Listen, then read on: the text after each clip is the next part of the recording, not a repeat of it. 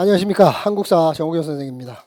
자, 이번 3월 23일 날 시행됐었던 국가직 시험 문제, 한국사 시험 문제가 어떻게 출제가 됐는지를 좀 살펴보도록 하는 시간을 갖도록 하겠습니다.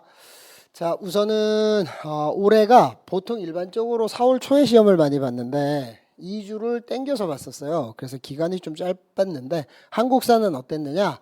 2024년 국가직구 공무원 한국사 문제는 2023년과 비슷하게 출제됐어요. 그 얘기는 무슨 얘기냐면 2022년부터 문제가 쉬워지기 시작했습니다. 그래서 2021년까지의 시험 문제랑 2022년과 23년과 24년의 시험 문제는 본질적으로 차이가 많이 집니다. 그러니까 20문제 전체 자체가 다 쉬웠다가 아니라 그 이전에도 쉽고 평이한 수준의 중난이도나 하난이도 시험 문제가 많았어요.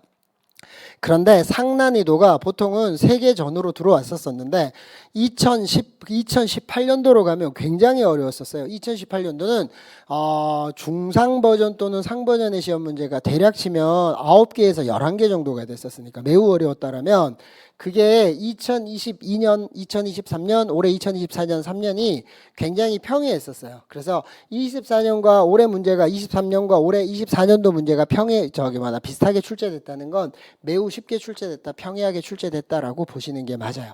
물론 중간에 사료가 까다로웠는데 까다로운 사료가 2-3개 있기는 했었어요. 그런데 그것조차도 답선지가 너무 쉬웠기 때문에 자, 들어가서 좀 보겠습니다.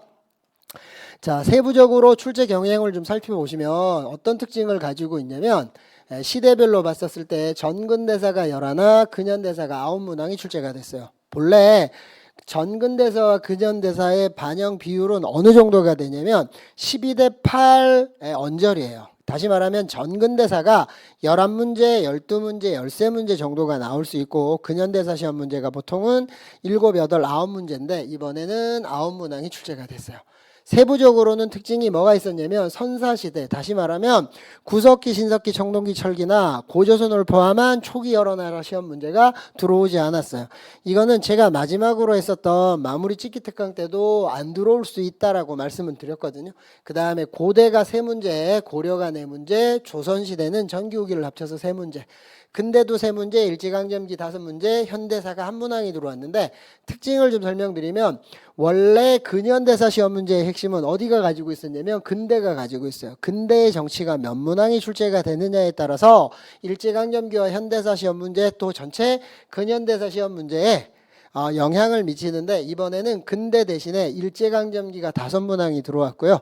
또 일제강점기의 시험 문제는 최근의 트렌드가 일제의 식민통치와 경제수탈보다는 독립운동사를 물어보는 쪽으로 자꾸만 턴하고 있다는 걸 좀 알아두셨으면 좋겠습니다.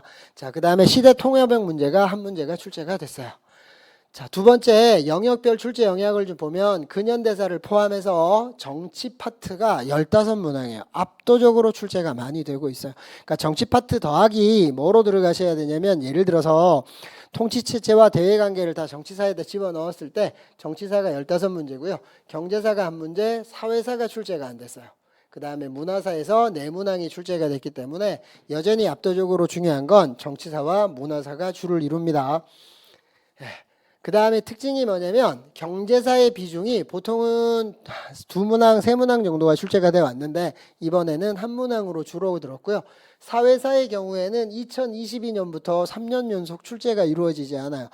보통은 3년 연속 특정 파트가 출제가 안 되거나 3년 연속 특정 파트가 출제가 될 수는 있는데 2년 정도는 3년 정도를 이렇게 특정 파트를 출제를 안 한 건 사회사 전체를 가지고 출제를 안 한 거는 제가 생각할 때는 잘 없는 케이스예요. 그래서 사회사가 3년 연속 출제가 되지 않았다. 반면에 빈출되고 있는 토지제도와 세금제도, 사상사라고 하면 뭐가 있냐면 유교나 불교나 그 다음에 실학이나 이런 것들 있죠. 이기 논쟁이나 이런 것들, 그 다음에 과학기술사, 일제의 식민통치, 그 다음에 최근에 모든 공무원 시험에서 현대의 정치는 개헌을 가지고 시험 문제를 출제를 하는데 이 개헌을 가지고 출제한 문제가 최근에 빈도수가 매우 높았던 건 사실이에요. 그래서 들어오지 않을 수도 있다 그랬는데 들어오지는 않았고요. 통일정책은 특이하게 법원직의 경우에는 통일정책 시험 문제를 굉장히 출제를 자주 하는데 우리 국가직에서는 통일정책과 관련된 걸 출제를 잘 안 해요. 근데 올해도 여전히 출제가 이루어지지 않았어요. 통화병의 문제는 한문항이 들어왔었는데 다른 게 아니라 군사제도의 변천이었고, 제가 이 군사제도를 좀 잘 봤으면 좋겠다. 왜냐면 최근 10년간의 출제 사례를 보면 얘만 나오지 않았다라고 말씀을 드린 것도 있어요. 그래서 이 부분에 대한 준비, 다시 말하면 통화병의 시험 문제는 국가직에서 최근 들어서 보통은 한두 문항은 무조건 출제하기 때문에 통화병의 문제를 좀 살펴보셔야 될 필요가 있을 것 같아요. 자, 세계문화유산 관련돼서 특징이 좀 있는데 어떤 거냐면, 우리 국가직에서는 세계 문화유산과 관련돼서 예전에 기록문화유산이나 유형문화유산 같은 걸 가지고 들어왔는데, 어떤 거가 출제가 됐었냐면 옛날에는 해당되느냐 안 되느냐를 가지고 많이 물어봤어요. 그래서 열알기 가지고 장난을 많이 쳤었는데, 최근 들어서는 뭐가 나오냐면 백제 역사 유적지구, 경주 역사 유적지구 뭐 이런 것들을 가지고 와서 기본적으로 뭘 하냐면 문화사의 예술사 파트랑 연결을 해서 통합형의 형태로 출제를 많이 하고 있습니다. 그런데 2023, 2024 연거퍼 들어오지 않아서 아마도 내년에는 신경을 좀 쓰셔야 될 영역이 아닌가라고 보여져요.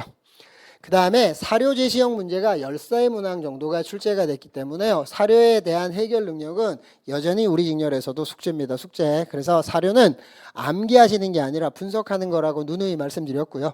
또 하나가 뭐냐면 시기 구별을 요구하는 문제가 10문항이 출제가 됐는데, 순서를 묻는 문제가 단순 순서 형태가 둘, 가사료, 나사료 주고 가나 사이가 하나, 연표 형태가 한 문제에서 총 순서 문제는 4문항이 출제가 됐어요. 이런 순서 문제는 연도 암기가 아니라 뭘 가지고 들어오는 거냐면 100% 전개 과정을 가지고 들어와요. 단순 순서 문제는 이게 수능에서 얘기를 하면 2007년 8년 정도까지는 출제가 됐었는데, 그 이후에 가사료, 나사료를 주고 가나 사이로 업그레이드가 됐었고요. 그게 다시 연표 형태로 업그레이드 되는 거라 최근 들어서는 가나 사이와 연표 형태가 더 많이 출제가 되는데, 단순 순서는 여전히 우리 국가직에서도 공무원 시험 문제에서는 여전히 이런 형태의 시험 문제는 여전히 지금도 잘 출제를 합니다. 그래서 대략 이런 정도의 출제를 살펴봤고요. 제가 말씀드리고 싶은 거는 뭐냐면, 이제 국가직에서 이어서 지방직 시험을 준비를 하셔야 될 분도 생기실 텐데, 지방직의 경우에는 통상의 애가 국가직 다음에 보는 시험이라 대략의 시험 문제의 출제 스타일은 비슷한데, 그래도 국가직과 지방직을 살펴보면 지방직의 까다로운 문제가 한두 문제는 더 들어온다라고 하기 때문에 다시 한번 복습을 하셔서 준비하는 과정에서 본인의 취약 부분을 놓치지 마시고 한번 좀 점검하시는 차원에서 살펴보셨으면 좋겠습니다. 자, 그러면 시작을 하겠습니다. 밑줄 친 이 나라에 대한 설명으로 옳은 것은 이라고 돼 있어요. 자, 나라 구별의 문제네요. 나라 구별. 그래서 나라니까 박스에 어떤 나라를 줄 거고 다른 나라로 감을 거예요. 문제가 5세기 후반에 가야의 주도 세력이었어요. 그러니까 가야였을 거고, 그 다음에 또 하나가 뭐냐면 후기가야 연맹을 후기가야 연맹의 맹주였다, 짱을 먹었다는데, 전기가야 연맹이 아니라 후기가야 연맹이고요. 전기가야 연맹을 주도한 건 금관가야였고, 후기가야 연맹을 주도한 거는 고령에 있었던 대가야에 대한 겁니다. 시험 문제는 무조건 대가야 아니면 금관가야 두 나라 중에서 나라 구별 문제로밖에 출제를 안 했어요. 최근에 9급 시험에서는 출제를 안 했고요. 7급에서 출제를 최근에 5년 사이에 했었던 적이 있었는데, 시험 문제는 다 똑같았어요. 뭐다? 이게 금관가야니 대가야니 그런 건데, 선택지 구성을 보시면 시험 문제가 너무 쉬워요. 왜 쉬우냐면 봅시다. 1번 진흥왕에 의해 멸망하였다. 그래서 답은 쉽게 1번이었어요. 1번 문제의 정답을 1번으로 준 것도 특이한 케이스인데, 자, 이번에 사비로 천도하고 국호를 남부여로 고쳤다는 건 누구냐면 백제의 성왕이라 대가야가 아니라 성왕이라서 틀렸어요. 두 번째, 행정구역을 5경 15부 62주로 나누었다라는 거는 발해에 전성기를 이끌었던 선왕에 대한 설명이에요. 그래서 발해니까 안 되고요. 평양을 수도로 옮기고 남진 정책을 추진한 건 고구려의 장수왕이라서 안 돼요. 그러니까 시험 문제가 나라 구별이에요. 고대의 대가야를 가지고 왔기 때문에 그 같은 시대에 있었던 나라들을 가지고 와요. 아쉬운 게 이 문제가 왜 매우 쉬웠다라고 하냐면, 첫 번째가 대가야라면 이 선택지에 반드시 금관가야와 관련된 선택지가 하나 들어와야 되는데, 그걸 빼고 물어봤다는 건 쉽게 들어왔다라는 거예요. 되셨죠? 그래서 고대는 고대끼리, 고려는 고려끼리, 조선은 조선끼리 대상할 때 계속 말씀드립니다. 감는 짝지가 누군지, 동시대의 다른 대상, 그걸 꼭 좀 기억하시라고 말씀드렸죠. 2번 올드 스타일의 시험 문제네요. 1번처럼 제시문 사료를 준 게 아니라 2번은 올드 스타일의 시험 문제입니다. 이렇게 그냥 문제를 주고 옳은 것은 있는데 이걸 그래서 예전에 학력고사라는 시대가 있었어요. 수능 그 이전에 이럴 때인데 이거는 뭐냐면 신경을 쓰셔야 될 게 첫 번째가 문제 자체인 발문에 시기와 대상을 명확히 언급을 하고 가야 돼요. 이런 형태의 시험 문제는. 그래서 시기는 언제다? 고려, 그리고 뭘 줄 거다? 경제 상황을 줄 거다라는 거예요. 그러면 옳은 것이니까 고려 거 하나, 다른 시기 거 하나일 수 있다. 고려 거 하나, 다른 시기가 3개가 들어올 수 있지만 이런 올드 스타일의 시험 문제의 특징 중에 하나가 뭐냐면 이 문제는 아니에요. 이 문제는 아닌데 이런 올드 스타일의 시험 문제는 뭘 하냐면 틀린 문장을 집어넣는 케이스들이 많아요. 그래서 만약에 문제를 그냥 맞다라고 생각해서 풀고 답이 안 보이거나 옳은 것은 했었을 때 답이 하나여야 되는데 2개가 되거나 옳지 않은 하면 3개는 옳고 하나가 틀려야 되는데 틀린 게 못 찾을 경우에는 뭘 했다? 틀린 문장을 집어넣어서 작업을 쳤다라는 거를 예측하고 푸셔야 된다고 누누이 말씀드렸습니다. 제2 메소드. 그럼 한번 해볼까요? 진대법이라는 구율제도를 시행했는데 진대법은 고구려, 고국, 천황 때라서 안 돼요. 그죠? 고구려, 고국, 천황, 고려가 아니라 고구려 삼국시대에 건원중보가 발행됐으나 널리 이용되지 못했다. 건원중보는 고려 성종 때에 맞는 건데요. 이게 뭐냐면 우리나라 최초의 화폐예요. 뭐든 최초 아니면 대표가 중요하다라고 얘기했죠. 그래서 정답은 2번입니다. 3번 광산경영 방식에서 덕대제가 유행하기 시작했다. 덕대는 광산경영 전문가예요. 요즘 말로 하면 광산경영을 하는 전문 CEO. 그죠? 그래서 대동법의 시행 이후 상품화폐 경제가 발달하는 과정에서 뭐가 상인이 제일 먼저 돈을 벌게 됩니다. 그 상인이 광산에다 투자를 해요. 광산은 노다지 들어보셨죠? 맥을 잘 잡으면 떼돈을 번다고. 그래서 광산 경영 전문가가 필요한 거예요. 그래서 돈은 누가 됐다? 자본가는 상인 물주가. 그럼 그거에 대한 경영 연문은 누가 했다? 덕대. 그래서 그 덕대가 채굴업자. 캐내는 그리고 거기서 금은 구리 같은 걸 구별해낸 재련업자 이런 사람들을 고용하고 그 사람들이 누구를 전직 농민이었던 임노동자들을 고용해서 광산이 운영이 돼요. 그래서 이런 것들을 뭐냐면 현대어로 바꾸면 민영화 같은 개념인데 그 이전에 조선 전기 때까지는 국가가 주도합니다. 조선 초기 때는 국가가 주도하다가 조선 중기 16세기가 되면 이게 해이해지고 후기가 되면 뭐냐면 설점 수세제에서 시작해서 현대어로 바꾸면 민영화 같은 것들이 벌어져요. 그래서 광산 운영 개발권을 주기 때문에 국가는 뭐다? 이렇게 광산에서 생산한 거의 일부분을 세금으로 걷게 돼요. 그러니까 세금 내고 그 다음에 덕대 CEO니까 우리말로 하면 월급사장이에요. 월급사장. 그래서 월급사장 주고 채굴업자, 재련업자, 임노동자들 월급 주고 나면 임금 주고 나면 나머지는 다 누가 먹죠? 상인 물주가 먹는 거 맞나요? 예, 그래서 협업에 따른 분업에 따른 협업이라고도 하고요. 자본주의적 모습이 나타나고 있기 때문에 많이 들어와요. 기존에는 뭘 했느냐? 덕대를 가지고 단어에서 장난을 많이 쳤거든요. 근데 여기는 맞는 문장을 썼어요. 근데 문제는 뭐다? 조선 후기라서 안 되고. 전통적인 농업 기술을 정리한 농사직설이 편찬된 건 조선 초기예요. 누구 때냐면 세종대왕 때. 이거 왜 중요하다 그랬었죠? 현존하는 가장 오래된 우리나라 최초의 관찬, 국가가 편찬한 관찬 농서죠, 농서. 그래서 뭐든 최초 그 분야의 최초 이런 것들을 가지고 많이 들어옵니다. 그래서 세종대왕 때라서 고려는 아니잖아요. 그래서 정답은 2번입니다. 예, 이 문제도 난이도로만 치면은 이 문제는 한 중급 정도의 난이도가 됩니다. 근데 기본적인 단어나 용어를 좀 이해하시고 계신다면 크게 어려운 시험 문제는 아니었어요. 자, 3번 가서 봅시다. 다음 자료에 나타난 설명으로 옳은 것은 자료를 줄 건데 자 봅시다. 자료가 제법 기네요. 처음서부터 끝까지를 쭉 읽으셔야 되는데 문제는 뭐냐면 어느 부분에 숨은 그림 찾기가 숨어져 있다. 우리가 찾아야 될 숨은 그림 뭐라 그랬나요? 가로 열고 한자 한글 연도 제2 메소드 두 번째 중략이 있으면 중략 이후 그 다음에 출전이 있으면 출전을 활용하라고 얘기했었잖아요. 보시니까 뭐가 있죠? 중략 처리가 돼 있는데 러시아를 막는 조선의 책략은 무엇인가? 오직 중국과 친하고 친중국, 결일본, 미국과 연합해라, 연미방 맞나요? 이게 조선 책략이죠. 강화도 조약이 체결됩니다. 강화도 조약이 체결되고 1차 수신사로 김기수가 그 다음에 2차 수신사로 고종의 최측근이었던 김홍집이 가게 되죠. 그래서 청나라, 일본에 있는 청나라 요즘으로 얘기하면 영사관, 대사관, 영사관 거기에 청나라 외교관을 만나게 돼요. 그 외교관의 이름이 황준센이죠. 황준센. 자, 그 황준센과의 이 필담을 나누다가 뭐가 되나요? 조선이 해야 될 정책을 간략하게 기술한 조선책략을 가지고 오게 되는 거예요. 누가? 2차 수신사 김홍집이. 이 내용이 뭐다? 러시아가 세력을 확대하려고 하고 러시아가 세력을 확대하면 이거 아주 심각한 문제다. 러시아 장난이 아니다.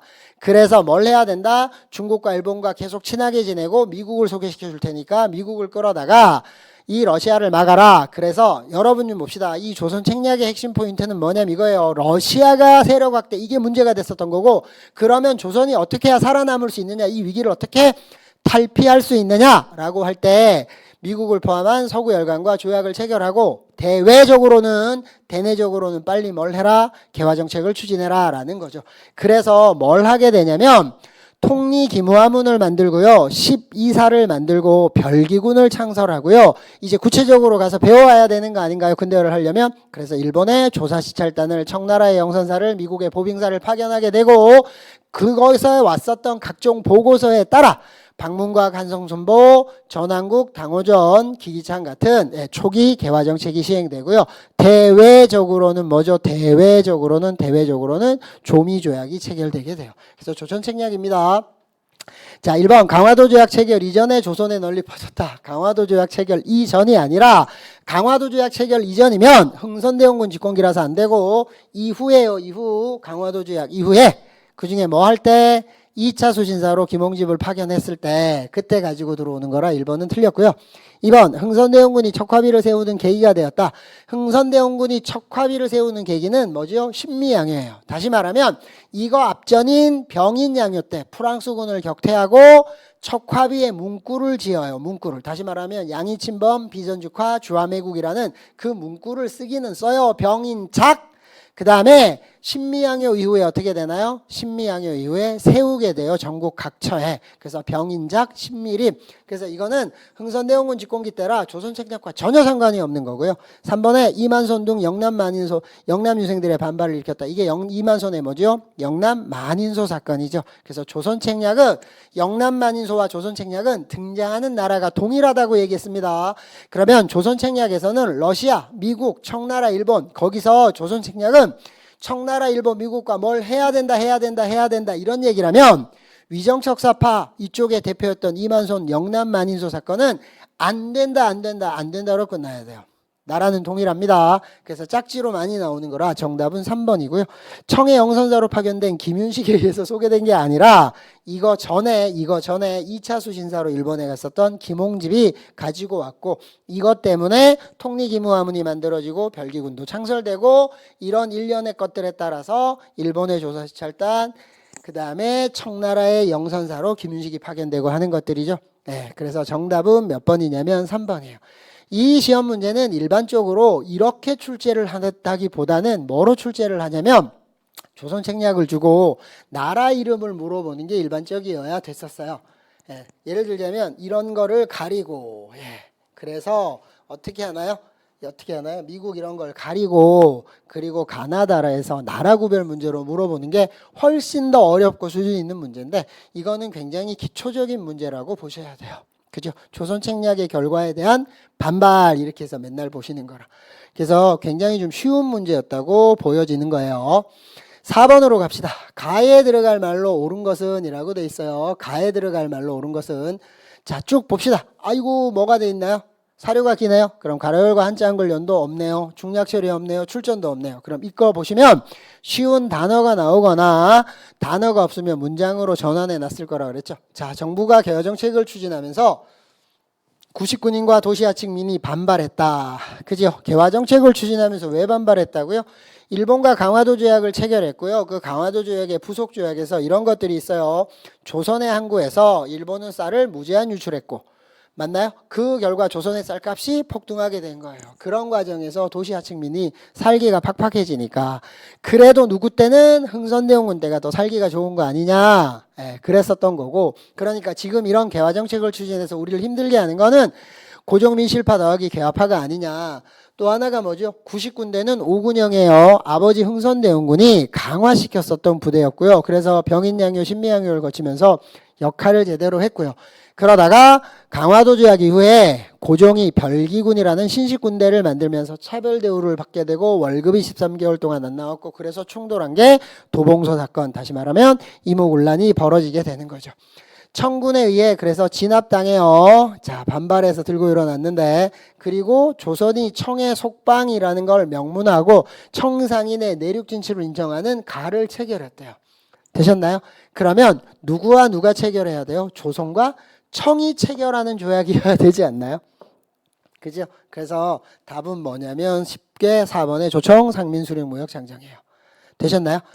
이모군란 이후에 조청 상민수령 무역 장정을 맺고요. 제물포 조약은 일본이랑 체결하는 거고, 한성조약, 텐진조약은 이모군란이 아니라 이모군란 뒤에 나오는 옹공과 급진교합파로 분화하고 그들 사이에 충돌이 벌어졌던 갑신정변의 결과로 체결되는 조약이에요. 이거는 사실은 뭐냐면 한국사 문제일까요? 한국사를 가장한 비문학 문제일까요? 제 생각에는 비문학 문제 같은 건데요. 그죠? 왜일까요? 조선과 청이 조약을 체결해야 되는 거 아닌가요? 그럼 여기서 나오는 거는 조총상민수령 무역장정밖에 없잖아요. 자, 들어가서 보겠습니다. 5번. 위화도 해군 이후 있었던 사실로 옳지 않은 것은 올드 스타일의 문제야. 그죠? 그래서 위화도 해군이고 시점을 이후라고 줬어요. 그럼 위화도 해군을 기준으로 전이 아니라 뒤에 것 중에서 옳지 않은 것이라고 했으니까 옳은 것은 3개. 그러니까 이후 사실은 3개에 이전 게 하나 있는 구조겠죠. 시험의 구조상. 그래서 위화도 해군은 언제 때냐면 이런 겁니다. 공민행이 사망하고 그의 아들 우왕이 왕이 됩니다. 우왕 때 명나라가 등장하게 돼요. 원을 물리치고 명이 등장하게 되면서 뭘 얘기하냐면, 명은 원을 몰아냈기 때문에 옛 원의 영토는 다 명의 영토라고 해서 쌍성총관부를 갖다가 명의 영토로 선포를 하게 돼요. 그래서 이름이 뭐다? 철령위예요. 조심하셔야 될 것 중에 하나가 뭐냐면 이것만 좀 기억합시다. 우리가 했었을 때는, 우리가 직접 지배를 하고 있었을 때는 뭐냐면 동북면이라고 불렸던 곳이에요. 지금의 함경도, 함경남도 구체적으로 치면 거기가 뭐다? 동북면. 되셨나요? 여기가 원이 지배할 때는 쌍성총관부라는 이름을 썼고요. 그 다음에 명나라가 이걸 자기네 땅이라고 내놓으라고 하고 이름을 뭐로 붙였느냐? 철령위라고 붙였어요. 그러면 정리를 합시다. 당시의 우왕 때 권문세족, 최영 이런 사람들이 주도권을 잡고 있었던 거 맞나요? 그러면 이들 입장에서 권문세족이 주도권을 잡고 있었기 때문에 권문세족은 당연히 원을 지지했어요. 그러면 명나라라고 하는 신생국가는 적대국가였겠죠. 그래서 당연히 이런 원명교체기 때 권문세족은 누굴 지지했다? 원을 지지했었던 거예요. 그러니까 당연히 그걸 거부했을 거고, 그래서 뭐가 벌어지나요? 요동정보를 추진했었던 거고, 당연히 신진사대부, 대표적인 인물로 이성계로 대표되는 신진사대부, 이쪽 라인은 명나라랑 친했다고. 그래서 친명파 대 친원파 이렇게 보시면 돼요. 이런 과정 속에서 위화도 요동정벌이 단행됩니다. 그래서 요동정벌은 3차례라는 걸 기억하셔야 되죠. 첫 번째는 공민왕 때 요동정벌이 단행되고요. 두 번째는 우왕 때, 세 번째는 조선이 건국되고 나서 태조 이성계 때 정도전에 의해서 추진이 돼요. 그러다 왕자의 난으로 실시하지는 못합니다. 왕자의 난이 터지면서 흐지부지 되는데, 여러분 좀 보겠습니다. 이때 이 요동정벌이 나오면 셋 중에 무엇이냐를 구별하셔야 돼요. 그 중에 두 번째 우왕 때 철령이 문제가 불거져서 요동정벌이 단행됐었을 때, 그럴 때 이성계가 중간에 위화도 내서 턴에서 돌려와요. 그래서 위화도, 압록강의 하류에 있는 위화도라는 섬에서 군대를 돌렸다라고 해서, 그럼 국가의 명령을 받고 요동정보를 갔는데 국가의 명령을 어기고 턴에서 돌아왔다라는 건 국가군대일까요? 반란군일까요? 당연히 반란군이겠죠. 그죠?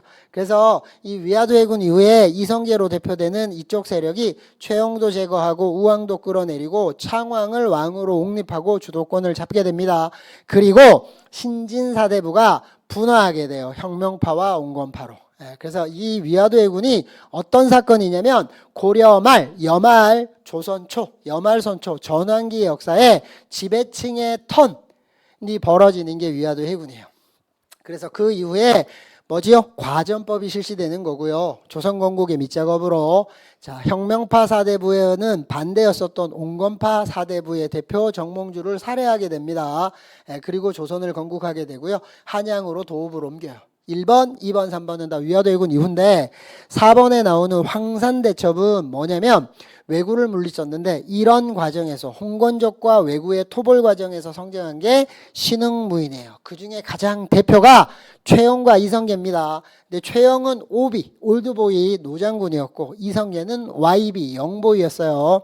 예. 그래서 그 대표적으로 또 썼던 게 뭐냐면 이성계입니다. 이성계. 그래서 요게 같은 우왕은 맞는데 위화도 해군으로 우왕이 끝나고 창왕의 시대가 열렸다면 이거는 같은 우왕이지만 우왕 집권 초반부예요.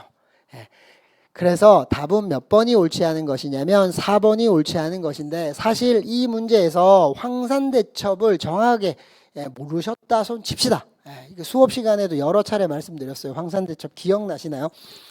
우리가 이성계를 갖다가 조선을 세운 건국자 태조 이성계로 생각해서 왕이 됐으니 역사는 그가 신하였던 시대를 의도적으로 많이 덮어서 그렇지 우리나라 전체 역사를 통틀어서 가장 위대한 장군을 꽂아라 라고 하면 사실 이순신 장군한테 이성계가 밀리지 않는다 그랬었죠. 이순신 장군은 임진왜란 때 23 전승의 신화를 가지고 있으신 분은 맞아요. 그런데 예전에 여진족 토벌하라고 하거나 이럴 때는 그렇지 못한 적도 있었거든요. 그런데 이성계는 제가 말씀드렸잖아요. 거짓말 조금 보태면 단 한 번도 전투에 진 적이 없다고. 단 한 번도. 엄청난 사람이라고 했었잖아요. 이게 황산대첩이 지금의 어디냐면 지리산 쪽이에요. 지리산 쪽. 그래서 기억나시나요? 이성계의 5천의 군대가 가서 아지발도로 대표되는 왜구 5만을 격퇴해요. 이게 육군들이 벌이는 육전, 해전이 아니라 바다에서 하는 거는 연장 싸움이라고 했잖아요. 군함 누가 좋은지 뭐 장비가 누가 좋은지 그 다음에 물길을 누가 잘하는지 이런 거에 따라서 편차가 되게 심하게 나는데 이런 것들은 육군에서는 육지에서 벌어지는 땅에서 벌어지는 육전은 육군인들이 벌이는 싸움은 쪽수가 매우 중요해요. 근데 5천으로 5만을 무찔렀다. 이 말이 안 되는 거예요. 말이 안 되는 거예요. 엄청난 거라고도 말씀드렸던 게 이거였거든요. 그래서 이런 것들을 거치면서 뭐다? 신흥무인이 성장했다라고 말씀드렸잖아요. 그래서 이거는 같은 우왕이긴 하지만 위화도 해군 이전인데 이 시험 문제는 뭐냐? 제가 많이 양보해도요. 1, 2, 3은 충분히 이해할 수 있는 거고 4번 잘 모르겠으면 답은 4번 아닌가요? 그죠? 이렇게 잘 모르는 게 낯선 게 나왔을 때 어떻게 대처하느냐? 제이 메소드 했습니다. 자, 6번으로 갈게요. 다음 논소를 작성한 인물에 대한 설명으로 옳은 것이에요. 인물 문제예요. 이거 누가 썼니? 라는 건데 아이고 이날을 목노와 우노라라고 돼 있는데 여러분 봅시다. 시일야 방성대곡 읽기 좀 어려우셨나요? 한자가?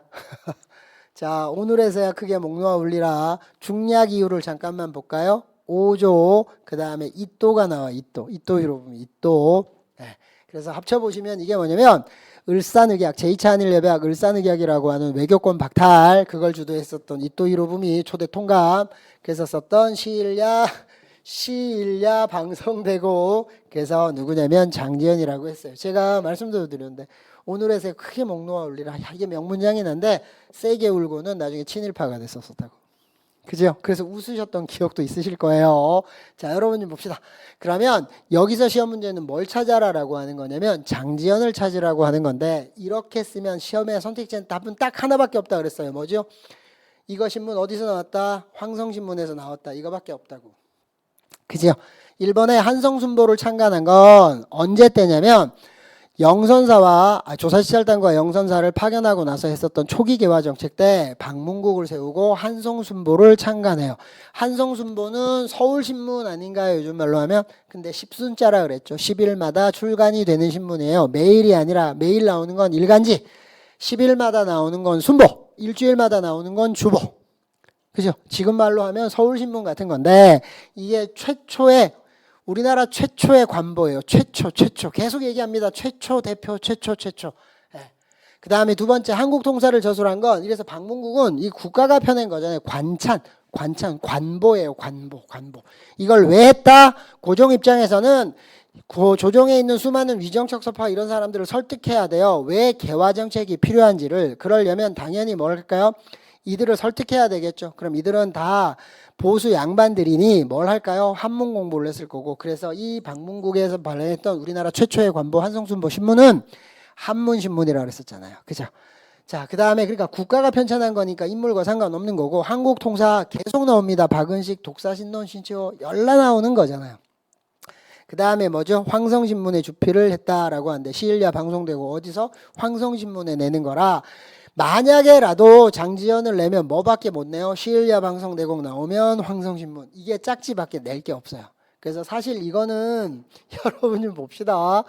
이게 뭐가 문제가 됐었었냐면, 이 한자를 알았으면 쉬웠을 거고, 이날의 목노와 우리라 우노라 이걸 아셨다면 쉬웠을 텐데, 제시문을 보고 누군지를 몰랐다라면 문제가 될 수 있어요. 이런 형태의 시험 문제가 한 3문항 정도가 출제가 돼서 이런 게 까다롭다라고 하면 할 수는 있는데, 솔직히 말씀드리면 선택지는 맞춰보면 너무 쉬워요, 사실.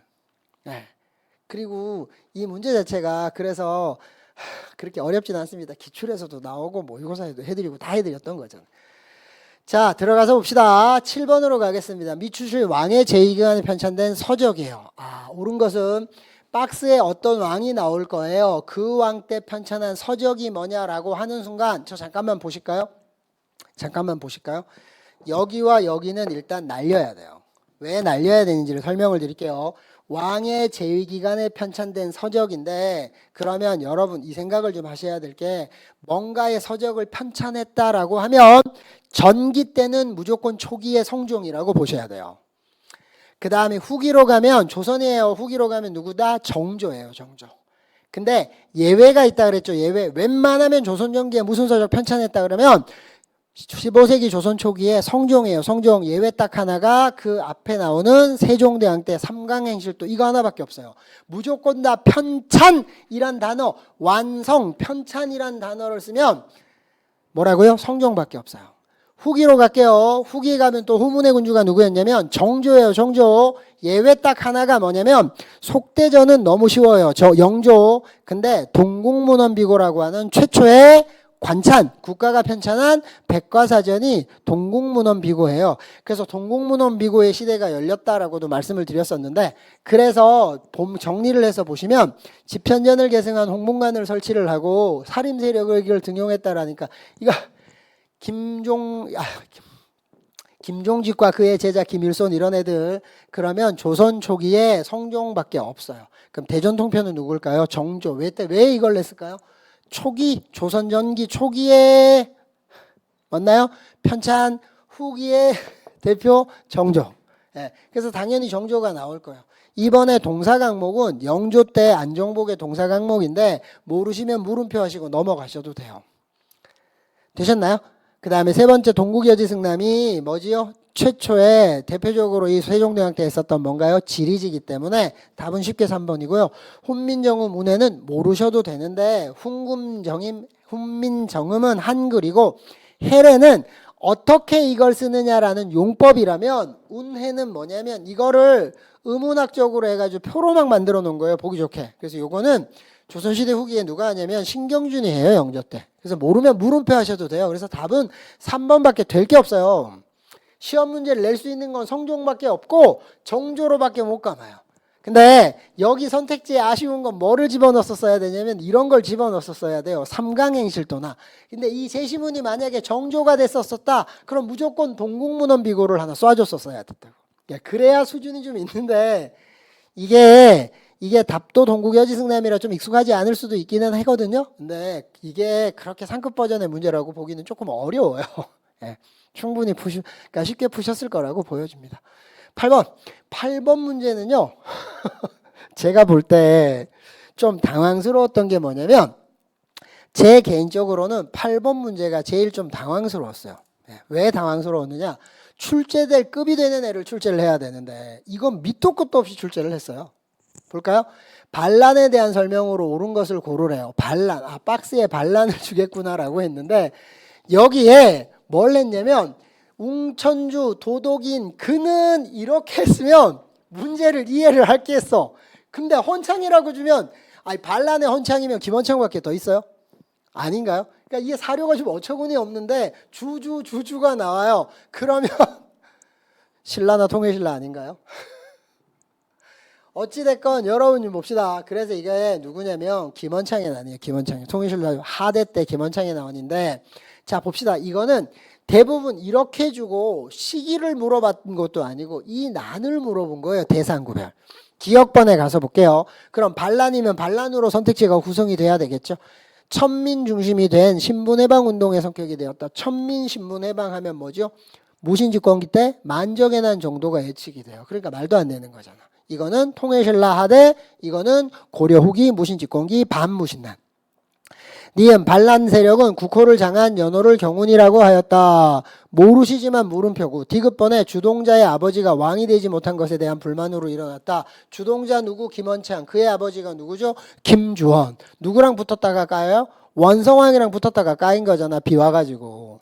그죠? 지금은 집중호우라고 하는데 그 당시엔 집중호우 내가 몰라가지고 하늘이랑 왕이랑 연결시키기 때문에 갑자기 멀쩡한 하늘이 새까매지고 비가 억수같이 오면 요즘으로 얘기하면 집중호우인데 봐라 하늘이 얘를 원하지 않는다. 그럼 설득력이 있었다 그랬었잖아요. 그런 얘기 해드렸던 거죠. 그 다음에 리을번 무열계가 직계가 단절되고 뇌물계가 다시 왕위를 차지했다라는데 이게 뭐냐면 96각간의 난이라고 하는 대공의 난과 뒤이어서 바로 벌어지는 김지전왕의 난의 과정에서 해공왕이 사망해요. 그래서 해자가 들어가면 시해된 군주에게는 이런 해자를 쓴다 그랬었죠. 그래서 통일신라에 보면 태종무열왕 김춘추에서부터는 그의 아들들이 쭉 해요. 해공왕 때까지 무슨 계? 무열왕의 직계 자손들이 되셨나요? 그러다가 96각간의 난과 김지정의 난을 거치면서 해공왕이 사망합니다. 그러면서 나오는 선도왕, 원성왕 이런 왕 때 다시 뭐예요? 반계 내물계들이 다시 권력을 잡는 거예요. 다시 말하면 통일신라 중대와 하대를 나누는 기준점 맞나요? 네. 그래서 답은 쉽게 니은 디귿의 3번이 정답인데 당황하셨을 수도 있어요. 왜냐하면 김헌창의 난이라고 해서 물론 이런 게 나온 적이 있기는 한데 선택지나 사료에 네, 니은번이 좀 흔들려서 이건 뭐지 할 수 있었는데 사실은 김헌창의 난이라 이거는 제시문 자체가 너무 그랬고요. 제가 좀 생각하는 것 중에서 깨는 건 일반적인 시험 문제는 여기에 뭘 줬었어요? 뭐죠?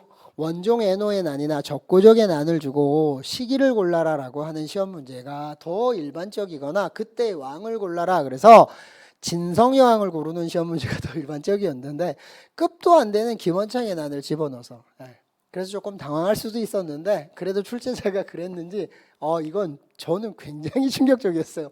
웅천주 도덕 근은이라고 할 줄 알았는데 헌창이 이렇게 해가지고 그래서 얼핏 보면 불편할 수도 있지만 그냥 보시면 그렇게 어렵진 않아요. 왜냐하면 통일신라 하대의 첫 번째는 김헌창의 난, 김범문의 난 똑같은 소재로 일어난 거 맞죠? 그 다음에 장보고의 난 첫 번째 뭐다? 하대가 되면 왕의 권위가 흔들리게 되고 이런 과정에서 지배층이 도전하는 반란이 시작되고요. 더 와해가 되고 지배층 다음에 뭐죠? 밀란이 벌어지는 수순을 밟게 되죠. 그래서 하대의 특징은 당연히 지배층이 아닌 밀란, 원종애노나 적고적 뭐 이런 진성여왕 때 밀란을 소재로 해서 하는데 그게 조금 차이가 진 건데 그렇게 어려운 문제는 아니라고 해요. 자 봅시다. 다음 사건 이후에 있었던 사실로 옳은 것은요. 박스에 사건을 주고 이유를 고를 거라. 제가 누누이 얘기했었던 게 뭐였냐면 대외관계에서 이게 시험에 무조건 나온다라고 했었던 게 이거였어요. 뭐였나요? 여러분 좀 봅시다. 뭐였냐면 예전에 시험 문제가 이런 거였었어요. 2016년에 명랑이라는 엄청난 화제작 1000만 관객을 모았던 이 화제작이 나오기 전에 시험 문제는 단순히 이런 식이었어요. 가의 외란을 주고 나의 호란을 줬었어요. 가나 사이에 들어갈 게 뭐니 이렇게 줬다고. 가사료 나사료 가나 사이. 그래서 답이 뭐였냐면 광해군의 정치 내용을 하나 고르든가 아니면 인조반정을 고르든가 이런 단순한 문제였는데 2016년에 뭐가 나오기 시작했냐면 임진왜란의 정괴 과정을 물어보다가 임진왜란과 정유재란을 구별하세요 이런 걸 물어보더니 임진왜란 정유재란 사이의 휴전협상과 정유재란 끝나고 나서 벌어지는 강화협상을 가지고 물어보는 걸로 시험 문제가 굉장히 업그레이드가 됐어요. 근데 유일하게 딱 하나 이런 방식의 예전에는 임진왜란의 7년 전쟁 이랬었던 걸 임진왜란과 정유재란으로 구별하는 걸 요구했다면 당연히 여진이 쳐들어왔었던 호란도 정묘호란과 병자호란을 갖다가 구별하는 시험 문제가 이제 나올 때가 됐다라고 얘기했는데 나왔는데 문제가 좀 그렇게 어렵지는 않았어요. 왜 그랬냐면 이거를 좀 어려워하셨을 수도 있는데 이거는 시험 문제가 나온 게 여러 번 모의고사를 쳐들어서 해드렸던 거고요. 한번 해봅시다.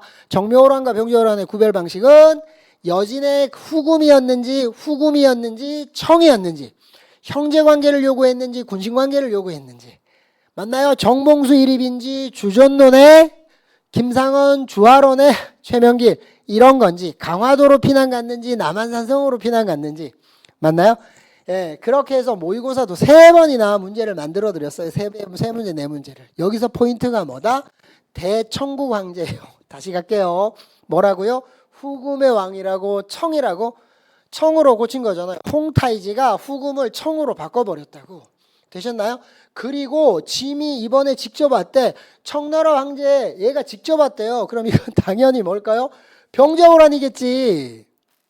포인트가 이거였다고 요거 그래서 맨날 구별하라 그랬잖아요. 후금인지 청인지. 되셨나요? 그럼 가서 봅시다. 삼전도비가 세워졌다. 맞아요. 그래서 삼전도의 굴욕이라고 해서 병자호란 때 남한산성으로 갔다가 결국은 항복을 어디 가서 하나요? 롯데월드 가서 했다 그랬잖아요. 그죠? 그래서 삼전도비는 거기가 지금도 삼전동인데 삼전도비가 이런 내용을 갖다가 썼던 거라 당태종이었었던 홍타이지의 공덕비 같은 거예요. 그러니까 그게 굴욕적인 사건 이후에 그걸 기념해서 세운 거니까 당연히 병자호란 때 아닌가요? 그런데 이번에 이괄의 난 뭐지요? 이거는 인조반정의 이후에 농공행상 과정에서 이괄이 열받아가지고 일으킨 거고 결국 이게 정묘호란의 배경이 돼요. 그래서 맨날 이거 줬던 거고 강화도로 피난 갔다 맨날 주는 거고 정봉수 일입 나오면 뭐죠? 정묘호란이라 계속 했었던 거잖아요.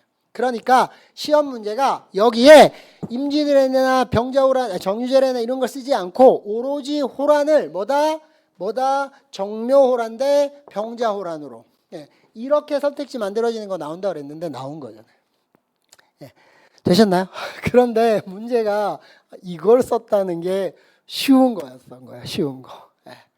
그래서 삼전도에서 309 고두레라 그래서 이 여진족 얘네들은 이렇게 하는 거래요. 우리는 가랭이 사이로 지나가 이게 최고의 굴욕이라면 얘네들은 이렇게 절을 3번 하고 3번 할 때마다 이마를 땅바닥에다 박치기를 하나 봐요. 그럼 3번 절하면 9번 박치기를 해서 3배 절배자예요. 9 고두레라고 하는 오랑캐식 항복법인데 그래서 말씀도 드렸잖아요. 그래서 사극 보면 인조가 이 사건 이후에 여기 머리 깨져가지고 이렇게 띠두르고 나오는 거로 막 나온다고.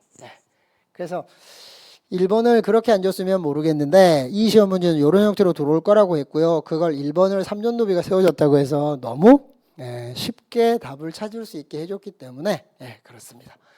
자, 그 다음에 가라 시기순으로 바르게 나열한 것은 이라고 되어 있는데 여러분 봅시다. 이게 나왔었던 통치체제 시험 문제 중에 요게요.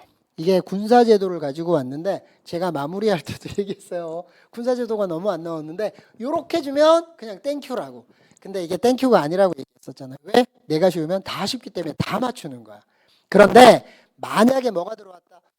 이 부대가 뭐예요? 이렇게 대상구별로 들어오면 난리가 날 텐데 그렇게 갈까요? 나오면 저는 좋겠어요. 우리만 맞춥시다. 뭐 이런 얘기 했었던 거 기억나시죠? 근데 이렇게 하면 희한하게 이건 잘 푸세요. 그래서 봅시다. 단순순서 문제예요. 단순순서 문제. 단순순서 뭐부터 보셔야 된다 그랬었나요? 단순순서가 나오면 이거부터 보시면 큰일 납니다. 시간 못 줄여요. 선택지를 보셔야 돼요. 라예요. 그러면 나와 라 중에 하나겠구나. 예측을 하시고 올라가셔야 돼요. 그래서 10정 뭐죠? 통일신라 지방군이 10정이에요. 그 다음에 2군 6위는 고려의 중앙군이에요. 그 다음에 장용용은 정조의 친위부대고요. 13도 창의군은 언제 나오는 거냐면 정미의병 때 나오는 거라 근데 국권 피탈기예요. 그래서 답은 몇 번이에요? 2번이에요. 2번. 그래서 이거를 뭐라 그래야 되나 이걸 쉽다고 해야 되나 어처구니가 없다고 해야 되나 하여튼 그래요. 그래서 크게 부담스럽지 않아요, 독치세. 근데 이 생각은 하셔야 됩니다. 이런 문제는 유독 잘 푸시는데 이것과 관련돼서 부대를 딱 찍어서 물어봅니다. 예를 들자면 고려시대로 얘기할게요. 주형군 말고 주진군을 딱 찍어서 물어보던가. 되셨나요? 또 하나가 조선시대 후기에 등장하는 부대 중에서 훈련 도감을 딱 찍어서 물어보던가, 아니면 예비군이 있어요. 예비군 잡색군과 소고군을 물어보던가. 그게 아니라면 진관체제, 재승망력체제, 소고군 체제라는 것, 이 소고군과 잡색군과 소고군을 어떻게 편제를 해서 지방 방어를 했느냐, 이렇게 들어오게 되면 이건 예사롭지가 않은데 최근에 3년 동안 문제가 너무 쉬워서, 그래서 제가 사실은 지난 한 해를 수업을 하면서도 계속 이 얘기는 했었거든요. 아마도 한국사를 올해조차도 이렇게 쉽게 출제를 하게 된다면 이 기조는 오래 갈 거다. 이게 윤석열 정부가 생각하는 기조가 아닐까라고 보여진다. 근데 이게 중간에 한번 어려워지면, 근데 그 이전에 한국사가 좀 어려웠던 건 맞아요.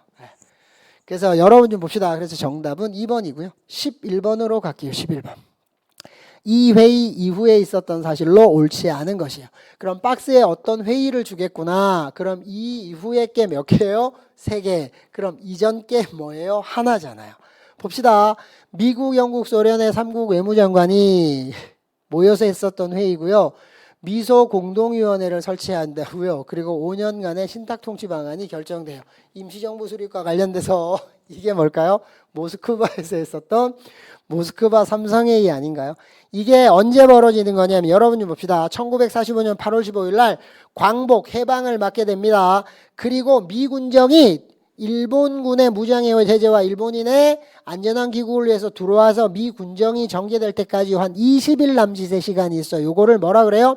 과도기 라고 합니다. 과도기. 이때 조선건국동맹이 건국준비위원회 건준을 만들고 조선인민공화국이라는 인공을 만들어요. 요게 미군정 바로 전에 과도기 때라면 미군정이 들어와서 이거 다 무시합니다. 그리고 나서 미군정 시기에 했었던 첫 번째가 뭐냐면 모스크바 삼성회의. 그 결과 뭐가 벌어져요? 1차 미소공동위원회가 개최가 됩니다. 결렬돼요. 이승만이 정읍발언 때리고 막 해서 분단을 조장하니까 첫 번째 통일정부 수립을 위한 노력이 뭐다? 좌우 합작. 여운형 대 김규식의 이게 결렬되고 실패로 끝나자 미국이 한반도 문제를 유엔으로 넘기고 유엔에서 총선거해라. 근데 인구 비례가 문제가 돼서 북한이 거부하니까 북한과 소련이 가능한 지역에서 총선거해라. 그래서 50 총선거가 계획이 되니까 안 된다 이러면 분단으로 간다. 그래서 나오는 두 번째 통일정부 수립을 위한 노력이 남북 협상 노력이에요. 그러니까 그런 걸 놓고 보면 여러분 좀 봅시다. 들어가서 좀 볼게요. 50 총선거가 실시됐다. 그죠? 이번에 좌우합작 실원칙이 발표됐다. 다 이후인데 조선 건국준비위원회가 결성됐다. 이 건주는 뭐라고요? 미군정기 바로 전인 과도기라고 해서 제가 이 미군정 포함해서 통일정부 수립을 위한 노력, 이 시기가 다시 말하면 8월 15일 날 해방 광복을 맞게 되고 대한민국이란 정부가 수립될 때까지 이 딱 만 3년의 시간이 겁나 복잡한데 출제는 열나 잘 낸다고 얘기를 했고요. 이거 연도로 기억하시면 무조건 내 거 못 만들어요. 볼 때도 잘 이해가 안 되지만 어느 정도의 위력이냐면 보고 나서 돌아서도 다 잊어버린다라고 얘기했어요. 그래서 연표를 그려서 잘라내기를 했죠. 시기구별. 그래야 아주 간단해진다고. 그래서 답은 쉽게 3번이에요. 모스크바 삼성이 이전. 언제 때라고요? 해방 1945년 8월 15일 날 뭐라고요? 조선건국동맹을 건준으로 바꾸고 그래서 조선인민공화국을 만들어요. 조심하셔야 될 게 북한은 조선민주주의인민공화국이에요. 그래서 수업 시간에도 얘기했잖아요. 어처구니 없지만 조선민주주의인민공화국이라고. 그래서 이 과도기 때 건준이 주도했던 과도기 때 만든 거는 조선인민공화국, 줄여서 인공이고 이 인공은 주석으로 누구를 뽑았냐면 귀국하지도 않았던 이승만을 뽑아요. 왜? 이승만이 미국이랑 친하니까 이 인공을 미군정으로부터 인정받으려고 선빵 날린 거예요. 근데 미군정이 다 무시합니다. 그래서 답은 3번이고요. 반민족 행위 특별조사위원회, 이거 반민특위는 정부 수립 직후에 뭐지요? 3대 과제가 친일파 처단, 두 번째가 농지개혁, 세 번째가 귀속재산 처리 아닌가요? 네, 그때 나오는 거라 이거 이전 거는 답은 3번밖에 없어요. 되셨나요? 이 파트는 아마도 공부를 조금 하신 분과 하지 않으신 분이 갈라질 수 있는 게 11번 정도가 된다라고 보셔야 돼요. 왜냐면 이 파트 자체가 굉장히 불편해서 돼 있으시면 아무것도 아닌 쉬운 문제인데 이게 안 돼 있으면 늘 애를 먹는 파트이기도 해요. 12번으로 봅시다. 밑줄 친 가람에 대한 설명으로 옳은 것은 이라고 돼 있어요. 가람이 뭐냐면 그냥 절이에요. 절, 사찰. 자, 우리 왕후 좌평 사택 적덕의 따님으로 여기서 중요한 건 뭐냐면 좌평이 포인트예요. 좌평이. 아, 이거 어디구나? 백제 얘기네. 맞나요? 우리 왕후인데 왕후가 왕의 부인이 좌평 사택 적덕의 딸이래. 그죠? 그러니까 좌평의 딸이에요. 아, 백제네, 백제. 되셨나요? 그래서 이게 뭐와 관련되냐면 백제 무왕 때 우리가 삼국유서에 알려져 있는 거는 뭐냐면 무왕의 부인이 그 유명한 서동요라고 들어보셨나요? 신라의 선화공주라고 알고 있었고 그런 기록이 남아 있었는데 이게 전북 익산에 있는 미륵사라는 사찰이 있었던 터가 있어요. 미륵사지. 이게 어떤 거였냐면 무왕은 사비에서 우리가 알고 있는 백제 한성시대 그 다음에 문주왕 때 어디로 웅진 공주시대 그 다음에 사비로 옮긴 게 성왕 맞나요? 사비시대 이렇게 했었는데 그 이후에 무왕이 7세기로 넘어가는 과정에서 이 무왕이 어디로 전북 익산으로 수도를 천도하려고 해요. 왕권을 강화하려고. 그래서 천도를 하려고 하는데 당연히 수도를 천도한다면 우리나라 현대에서도 행정수도를 세종으로 가느냐 마느냐 때문에 굉장히 많은 일들이 있었었잖아요. 그런 것처럼 그래서 수도를 천도한다는 건 노림수는 무조건 뭐다? 왕권 강화라고 얘기했었죠. 그러니까 백제무왕은 왕권을 강화하는 차원에서 전북 익산으로의 천도를 시도합니다. 그럼 발표 때리고 하게 되면 반발을 엄청 나게 하게 돼요. 그러니까 사전에 이런 준비 작업을 다 끝내야 되기 때문에 그래서 전북 익산을 잡고 가요. 거기에 미륵사라는 엄청나게 큰 사찰, 왕립사찰, 왕실이 세운 왕립사찰 그걸 만들게 되고 조성하게 됩니다. 그래서 거기를 행차를 왔다 갔다 하면서 익산으로의 천도를 고민하게 돼요. 그런데 그 미륵사라는 사찰에 동탑서탑이라는 돌로 만든 탑이 있는데 그 탑 중에 지금 우리가 알고 있는 탑이 현존하는 가장 오래된 삼국시대 대표적인 석탑 하면 나오는 미륵사지 석탑이에요. 돌을 가지고 쌓았던 석탑인데 나무로 만든 목탑 형태의 탑처럼 출제가 제일 많이 되는 거라 그랬었죠. 그래서 그 탑을 해체하는 과정에서 보니까 그 안에 이 탑을 언제 누가 왜 어떤 의도로 만들게 됐냐라는 그죠 이런 내용들이 기록되어 있는 것들이 있어요. 사리봉안기 그래서 뭐 그런 것도 나왔는데 그래서 이게 뭐냐면 백제무왕 때 미륵사예요. 1번 목탑 양식을 간직한 석탑이 있다. 그래서 답은 1번이에요. 1번. 이 시험 문제가 사실 그렇게 어려운 문제는 아닌데 불편했으실 거예요. 이번에 대리석으로 만든 10층 탑인데 뭐라 그랬죠? 우리나라 탑은 홀수탑이고 10층 탑은 물 건너온 탑이라고 했었잖아요. 그래서 대리석으로 만든 10층 탑은 뭐가 있냐면 고려 후기 원간섭기 때 경천사 10층 탑이 있고요. 요거랑 똑같이 세운 게 뭐죠? 조선 초기 세조 때 원각사지 10층 석탑.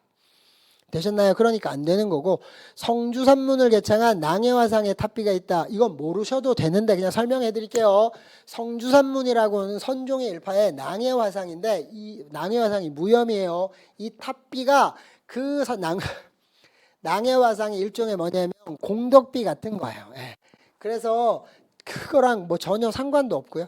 그 다음에 어디로 가셔야 돌을 벽돌 모양으로 만들어 쌓은 모전석탑. 모전석탑의 대표가 분왕사라 그랬죠. 분왕사. 기억나세요? 선덕여왕을 깠다고 뭐로요?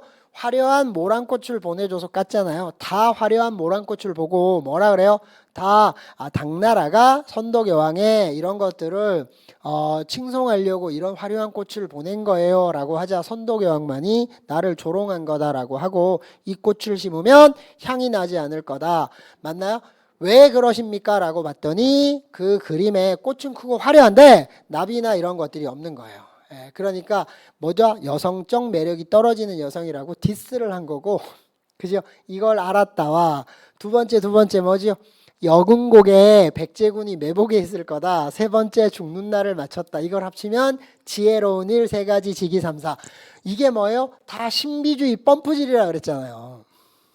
아닌가요? 왜? 최초의 여왕이잖아. 선동의 왕이. 다 아들 남성만 하다가 딸인 여성이 왕이 돼요. 이런 사례가 없는데 그럼 주변 국가가 요즘 말로 하면 얄로 보지 않을까요? 그래서 나오는 백업 작업이 뭐예요? 펌프질 띄우기. 그래서 아버지 진평왕이 골 하나밖에 없었는데 성골 진골로 개념으로 구별해서 남성 여성이 중요한 게 아니라 성골 진골 신분이 더 중요해. 그러니까 눈 씻고 찾아봐도 아들 중에서는 성골이 없어. 그런데 딸 중에선 성골이 있어. 그러면 성골이 하는 진골 아들로 갈래? 성골이 있으면 진골 딸로 갈래? 그러면 이게 아들 딸이 중요한 게 아니라 성골이냐 진골이냐는 신분이 1순위다. 이렇게 만들고 직위삼사로 펌프질하고 아닌가요? 여기에 자장이 훅훅훅 해가지고 뭐 했다고요? 황룡사 구충곡답 때리고 다 그거잖아. 근데 여러분 이게 분황사가 뭐냐면 이거예요. 분자가 향기로울 분자예요. 황이 황제 일대 황자예요. 그러니까 향기로운 황제 이게 뭐냐면 나 그거 아니거든 이런 거잖아. 이게 쉽게 얘기하면. 그래서 선덕여왕 때인데 지금은 그 왕이 중요한 게 아니라 이게 어디에 있는 거예요? 경주에 있는 분황사에 나오는 모전석탑인 거라. 모전석탑은 전탑을 모방한 석탑이라 돌로 만든 탑이에요. 돌로 만든 탑. 근데 뭐를 모방했다? 전자가 벽돌 전자라 그랬죠. 그러니까 벽돌을 모방했다라는 건 돌을 똑같은 사이즈로 잘라서 쌓은 거라고. 그죠? 그래서 답은 1번밖에 없어요. 1번밖에. 그리고 보시면 아시겠지만 백제탑은 1번밖에 없어요. 1번밖에. 그래서 계속 얘기했었잖아요. 이거를 모르겠습니다. 다른 선생님은 어떻게 해설을 할지 모르겠는데 포인트는 여기에요. 요게. 이 지금 내는 건 싹 쓸데없는 설명이고 좌평. 그럼 백제 그러면 뭐라고요? 뭐라고요? 백제탑은 딱 하나밖에 없잖아요. 나머진 다 백제탑이 아니잖아. 이거 고려, 조선 잘 모르면 물음표 그냥 버리세요. 꺼져 버리시면 되고 이거는 신라 거잖아요. 아닌가요? 그리고 이게 성주산문이라는 게 좀 아시면 모르겠지만 선종은 통일신라 하대에 유입돼요. 통일신라 하대 백제가 있을 수가 없어요. 그죠? 13번 조선 세조 때 있었던 사실로 옳은 것을 골라라. 참 이 시험 문제가 제가 22년도 그렇고 23년도 그렇고 24년도 그렇고 느끼는 건데 이게 주무부처에서 이거를 확인을 하는지 모르겠어요. 왜 그럴까요? 우리 앞에 성종 문제를 봤잖아. 아니 조선 초기에 성종도 출제하고 세조도 출제하고 같은 시기에 두 문제를 출제를 하는 게 말이 되나요? 예, 근데 이런 것들이 왕왕 벌어져요. 왕왕. 예전 같아서 이거를 출제를 좀 나눠서 했다라면 이렇게 출제하지 않을 텐데 고려 초기를 가지고 오거나 이렇게 하지 같은 조선 초기 왕 아니면 조선 후기 왕을 가지고 오지 같은 조선 초기의 왕을 연달아 2명을 낸다. 이것도 좀 깨는 문제입니다. 자 보세요. 사병을 혁파했던데 세조는 역할이 뭐예요? 왕권의 제왕립이에요. 초기 1단계 뭐라 그랬죠? 안정화, 태조, 이성계 2단계는 왕권 강화, 태종, 이방원, 그 다음에 3단계가 체제정비, 성종이라 그랬었잖아요. 근데 2단계, 3단계 사이에 뭐가 들어가야 돼요? 왕권과 신권의 조화였던 세종과 왕권의 제왕립인 세조가 들어와야 되기 때문에 세조를 출제하면 태종을 출제하면 세조를 꼭 데리고 들어와요. 꼭. 둘의 캐릭터가 겹치니까. 그래서 왕권 강화 대 세조는 왕권 강화라고 하지 않아요. 왕권의 제황립이라고 해요. 그 얘기는 그 전에 왕권이 약한 지역이 있었기 때문에 다시 왕권을 강화했다. 맞나요? 그럼 누구 데리고 올까요? 사병혁파 태종 데리고 오겠네. 집현전을 폐지했다. 맞죠? 왜요? 집현전의 학사 출신은 세종대왕의 측근신하였고 세종대왕이 자신의 아들과 손자 문종과 단종을 지켜 이렇게 했기 때문에 그래서 생육신 사육신 우리 지금 여기 노량진이잖아요. 그래서 수업할 때도 얘기했잖아요. 우린 역사 현장에서 살고 있다고 공부하고 있다고. 그죠? 사육신묘 네. 맞고요. 경국대전을 완성한 건 성종이에요. 이건 왜 가지고 들어왔느냐? 경국대전의 편찬 시작은 누구예요? 세조야. 완성은 누구야? 성종이야. 그래서 요것만 보고 보시면 헷갈릴 수가 있어요. 네. 근데 이거는 그래도 쉽게 낸 거고 제일 어렵게 내면 이런 거예요. 경국대전의 호형전을 완성하였다. 이렇게 문장을 뽑아서 헷갈리게 만드는 거 맞나요? 호형전이 완성된 건 2호 예병 형공 6개 중에 2개 된 거는 완성일까요? 시작일까요? 시작 맞나요? 그래서 그렇게 장난치는 건데 이건 아주 기초적인 걸로 때려줬기 때문에 쉬워요. 육조직해제를 시행했다. 당연한 거죠. 엄밀히 얘기하면 사실 육조직해제를 시행한 건 맞긴 맞는데 엄밀히 용어를 하면 부활시켰다가 더 맞는 표현이겠는데 어찌됐건 육조직해제를 한 건 맞잖아요. 태종도 세조도. 그래서 답은 니은과 리을의 4번이 정답입니다. 14번으로 갈게요. 대한민국 임시정부와 관련된 사실이다. 시기순으로 바른 것은 이라고 되어 있는데요. 대한민국 임시정부는 시험 문제의 독특한 특징이 뭐라 그랬죠? 무조건 대한민국 임시정부는 단계 구별을 해야 된다. 전개 과정으로만 출제를 하고 뭘로 간다? 단계 구별만 하시라고. 단계 구별. 그러면 단순 순서 문제예요. 뭘 찾아야 된다? 여기 선택지 먼저 봐야 된다 그랬었죠. 1번에 가, 2번에 가, 3번에 다, 4번에 다예요. 그러면 가 아니면 다겠구나. 맞나요? 그럼 들어가서 볼게요.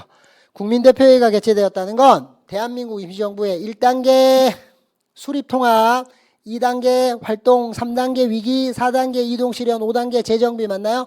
그러면 뭐죠? 3단계의 위기. 국민대표회의. 그 다음에 어디로 갈까요? 한인애국단은 4단계의 이동실현. 맞나요? 그 다음에 나와라가 재정비 과정인데 한국광복군이 창설되는 거고요. 부주석에서 중요한 건 부주석이라 그랬죠. 부주석이 나오면 뭐죠? 마지막 하는 5차 개헌이잖아요.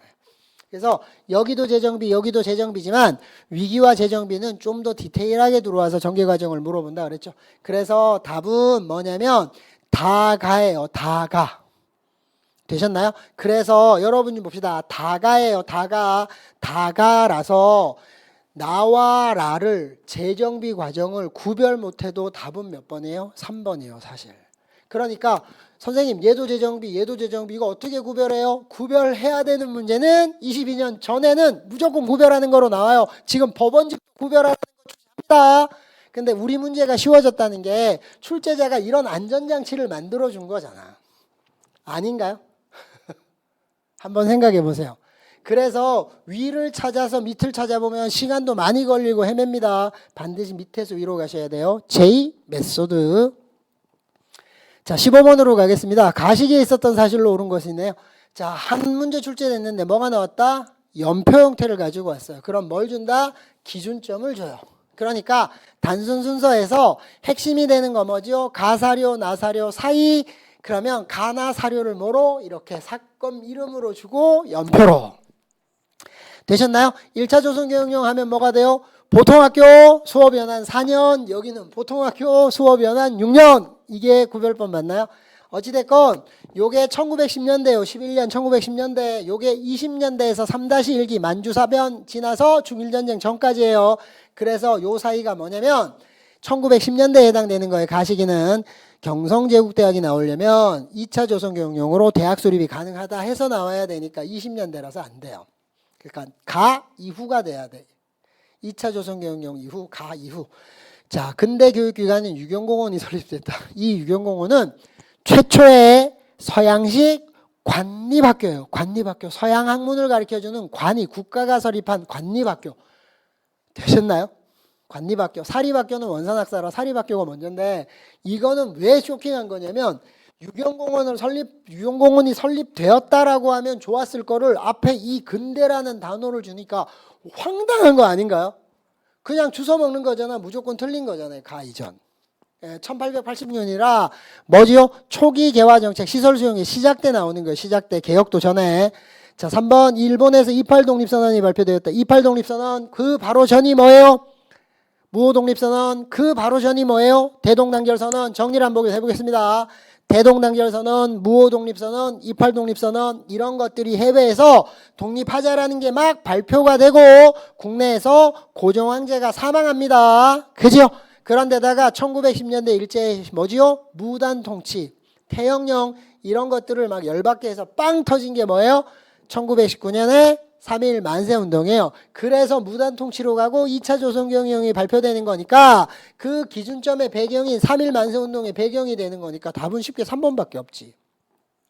되셨나요? 4번에 나오는 보안회가 황무지개항권 반대운동은 뭐죠? 국권 피탈기 때잖아요. 국권 피탈기 때. 근대 국권 피탈기. 그러니까 말도 안 되는 거라 답은 3번이에요. 그래서 보시면 아시겠지만 연도암기가 아닙니다.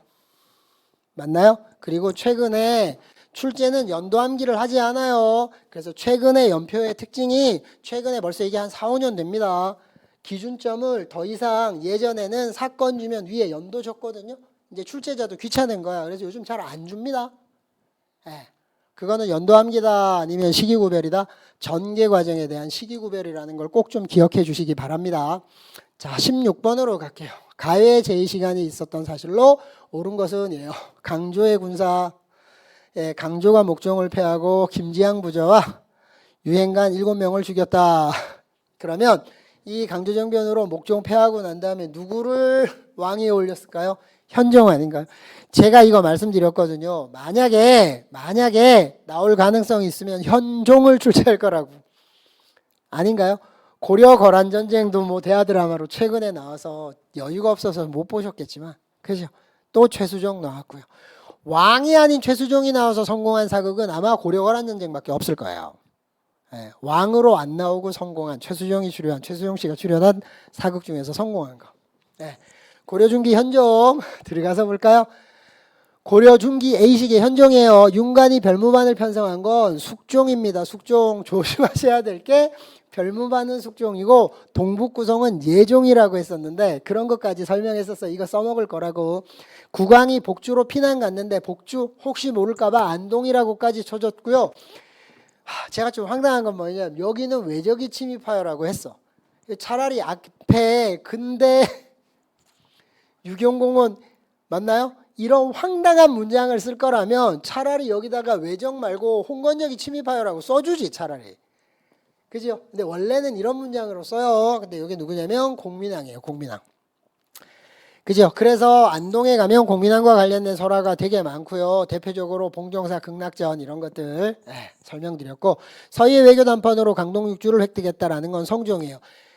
제가 뭐라 그랬냐면 현종이 나오면 무조건 성종이 나오면 무조건 현종 선택지가 나와요. 그죠? 왜 그럴까요? 첫 번째 국내로 들어가서 보겠습니다. 무슨 일이 있냐면 최초로 지방의 지방관을 파견해요. 목사. 맞나요? 12봉의 목사를 파견한 거예요. 최초로 지방제도 처음 한 건 성종이고 5도 양계로 완성된 건 현종이라 둘이 헷갈리니까 잘 써먹어요. 지방제도에서 두 번째 연동의 팔관회를 갖다가 성대의 개체라는 건 고려태조 누구예요? 왕건입니다. 훈요 10조에서 그러다가 성종 때 최승로의 심의회 28조 내용이 뭐죠? 이게 너무 성대해서 재정 낭비가 심하니까 좀 줄이면 안 될까요? 근데 없애버려요. 축소 폐지, 현종이 이걸 부활시켜요. 그래서 연동의 팔관에만 나오면 성대의 개체하란지 축소 폐지인지 부활인지 이 단어를 좀 생각하시라고. 되셨나요? 또 하나가 뭐죠? 또 하나가 거란에 1차 침입하면 서희 강동 육주고 2차 3차 2차 양규 이번에 보셨죠? 고려 거란 전쟁 3차에 뭐죠? 강감찬 귀주대첩 이게 나오면 뭐예요? 현종이라고. 그래서 성종과 현종은 했었던 역할이 캐릭터상 굉장히 많이 겹치기 때문에 성종 출제하면 무조건 선택지가 들어가야 돼요. 현종 선택지가. 이 얘기 죽도록 했었거든요. 현종하면 무조건 성종이 그런 거예요. 불교정전을 집대성한 초조대장경을 조판하기 시작했다. 거란의 3차 침입을 막아내고 난 다음에 했었던 거 맞나요? 그래서 답은 4번밖에 없어요. 윤관 거는. 죄송합니다. 현종 때 거는. 그래서 혹시라도 이게 어설플 수도 있는데 이것도 16번이 충분히 예측했었던 거라 불편하실 수도 있어요. 그나마 다른 시험 문제랑 비교한다면. 자, 17번 가와나 사이에 있었던 시기의 사실로 옳은 것은이에요. 아까 보셨던 단순 순서에서 가장 핵심적인 걸 해서 가나 사이에 들어갈 거 연도암기 아닙니다. 전개 과정 물어보는 거예요. 연표도 똑같아요. 이거의 업그레이드 버전이 연표예요. 연표 형태의 문제. 해볼까요? 순종의 인산일. 그럼 이거 뭐죠? 60만세 운동 아닌가요? 고종의 인산일 3.1만세 운동이라면 광주에서 학생들이 총궐기 했대. 이거 광주 학생 항일 운동 아닌가요? 그럼 이 사이에 들어가는 건 딱 하나 신간에 밖에 없어요. 왜 그러냐면 여러분이 봅시다. 60만세 운동을 주도한 건 학생이요. 그러니까 이거 이전에 1929년 3.1 만세운동 이후에 이후에는 국내에서 누가 주도했다 그러면 무조건 학생이라고 하라 그랬었죠. 그래서 학생이 60만세 운동을 주도해요. 조선학생과학회가 중심이 돼서. 그 다음에 봅시다. 이들을 가르쳤던 사부님, 교사들 그룹이 사회주의 교사와 민족주의 좌파 교사가 있었어요. 그런데 이 60만세 운동을 같이 하는 과정에서 민족주의 좌파와 사회주의가 연대하는 계기가 됐고 그래서 만든 게 유일당 운동의 신간회예요. 그래서 광주 학생 항일운동이 벌어지자 어떻게 돼요? 진상조사단을 파견했다가 민중대회를 개최해서 실상을 보고 하는 민중대회를 개최하다가 문제가 돼서 결국은 신간회는 해소되게 되는데 이것도요 시험 문제가 너무 쉬워요. 진단학회는 뭐죠? 진단학회는 실증사학 이병도 30년대 초반 해서 나 이후라서 안 되고요. 진주 형평운동은 20년대인데 가 이전이라서 안 되고요. 대구 국채보상운동은 근대 3기예요. 근대 3기 1907년 8년에 벌어진 거. 그래서 답은 신간회밖에 안 돼서 2번, 3번, 4번을 좀 달아놓긴 했는데 맨날 나오는 게 60만 세 운동을 계기로 신간회가 진상조사단을 파견한 건 광주학생 항일운동인데 자꾸만 60만 세 운동에 진상조사단을 파견했다라고 내는 신간회 시험 문제가 10문제면 한 7문제 정도의 답선지예요. 그래서 죽도록 했었던 거잖아. 사료도 너무 쉬웠어요. 1930년대 있었던 사실로 옳은 것이 1930년대에 조선 건국동맹이 결성되었다라고 하는데 조선 건국동맹은 광복 직전이에요. 이 건국동맹의 여운형이 8.15 광복과 더불어서 뭐라고요? 건국준비위원회, 조선건국준비위원회 건준을 만들고 이 과도기에 건준을 잽싸게 조선인민공화국 인공으로 바꿔서 여기에 주석으로 이승만을 귀국하지도 않는 이승만을 막 임명해 버려가지고 주도권을 잡으려고 했지만 미군정이 시작되면서 어떻게 됐다? 다 무시당한다 그랬잖아요. 그래서 이거는 광복 직전이라서 안 되고요. 중국 관내 최초로 조선의용대가 창설됐다. 답은 2번이에요. 제가 이거 조선의용대가 나오던가 한국광복군이 나오던가 둘 중에 하나 나올 거라고는 얘기했었었는데 이게 너무 쉽게 나왔어요.